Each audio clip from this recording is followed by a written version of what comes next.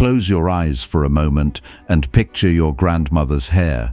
Thick, shining, set perfectly even on a Tuesday. No blowout bar, no $40 serum, no standing appointment at the salon. Just a woman at her kitchen sink with a bar of soap, a splash of vinegar, and knowledge that her mother had passed to her without ever writing it down. Now open your eyes and look at what we're spending. The average American woman today drops over $100 a month on hair products alone, and half of us still aren't happy with the results. Something got lost. Today, we're getting it back.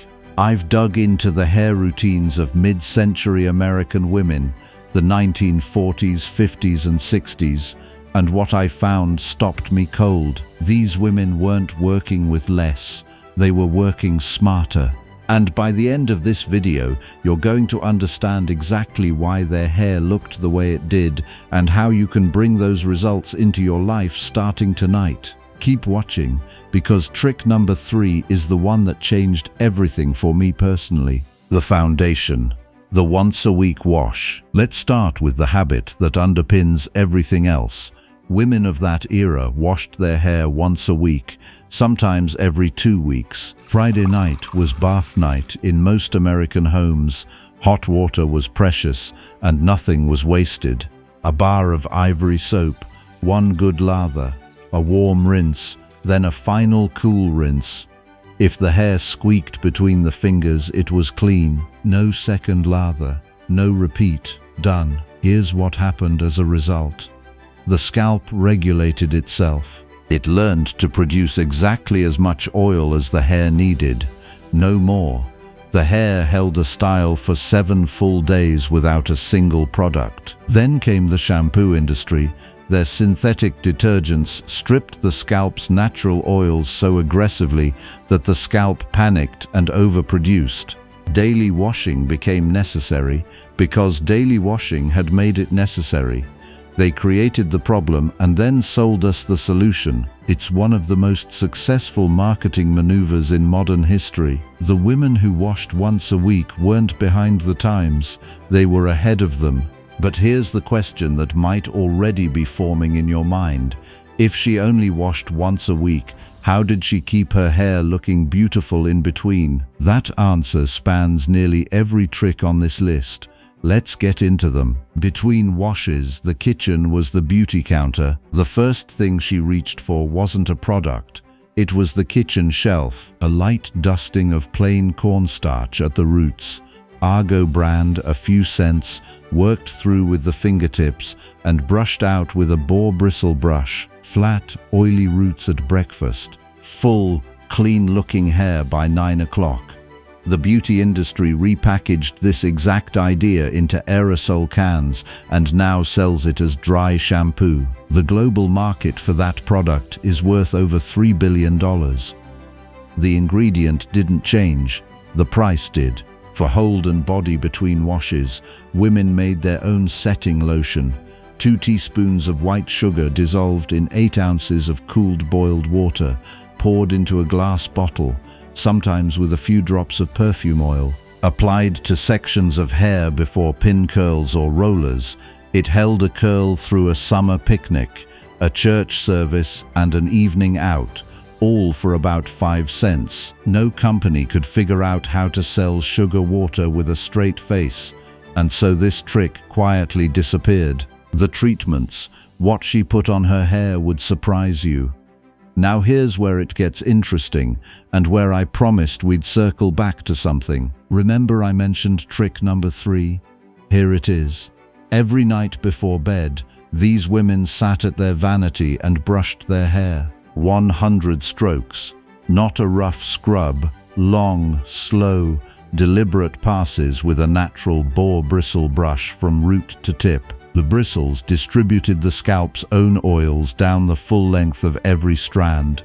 No silicone, no serum, just the body doing what it was designed to do with a little help. That brush was passed from mother to daughter when the handle wore smooth. If you have one in a drawer right now, you know exactly what I'm talking about.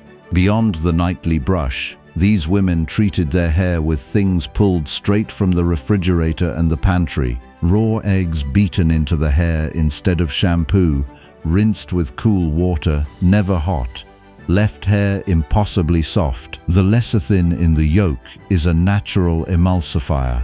The protein matches the structure of the hair itself. It's chemistry, not folklore. A generous scoop of Hellmann's mayonnaise worked through the lengths, wrapped under a warm, damp towel for 20 minutes, then rinsed. The same protein and oil combination that now costs $40 in a salon treatment.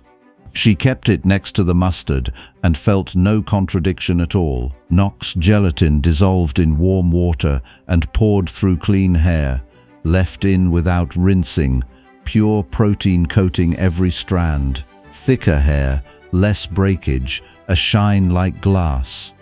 Half the packet went into Sunday's Jell-O mold, the other half went on her head.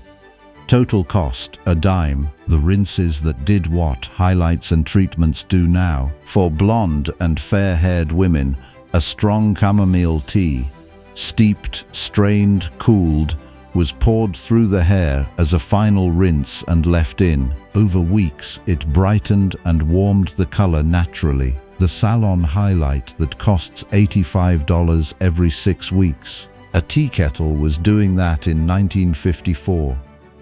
For everyone, the apple cider vinegar rinse was the finish that tied it all together. 1 tablespoon of Heinz in a cup of warm water, poured over clean hair, not rinsed out. The acetic acid sealed the hair cuticle flat. Light bounced off it like glass. The smell faded in minutes. The shine lasted a week. And for those who wanted to encourage growth, a sprig of rosemary simmered 20 minutes in water, strained, cooled, and massaged into the scalp, not rinsed out. Modern peer-reviewed studies have now confirmed what these women knew without a study.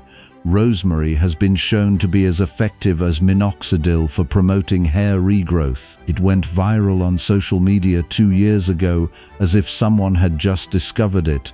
Grandmothers were doing it in 1952. The ritual was the point. There's something worth saying before we close, because I think it matters more than any of the tricks. Almost every one of these routines required a woman to stop, to sit still, to wait. The egg needed 15 minutes. The mayonnaise needed half an hour. The rollers stayed in all night. The pin curls were wound one by one at the vanity after the children were in bed. 7 minutes of quiet at the end of a long day. These rituals forced rest into the routine. They built patience into the week. The best beauty habit of that era doubled as the only real break a woman got. That was not a flaw in the design. That was wisdom in it. Tonight, before you turn out the light, try one thing. Wet your fingertips, section your hair, and wind 1 pin curl. Press it flat. Slide in 2 crossed bobby pins. It takes less than 10 minutes to do the whole head. In the morning, remove the pins, draw 1 bobby pin through each curl to separate it, and see what you find. Your grandmother learned this from her mother. Her mother learned it from hers. And somewhere right now, a woman is sitting at a vanity counting brush strokes under her breath. 57, 58, and the hair developing a sheen that no serum has ever matched. You don't need a new product.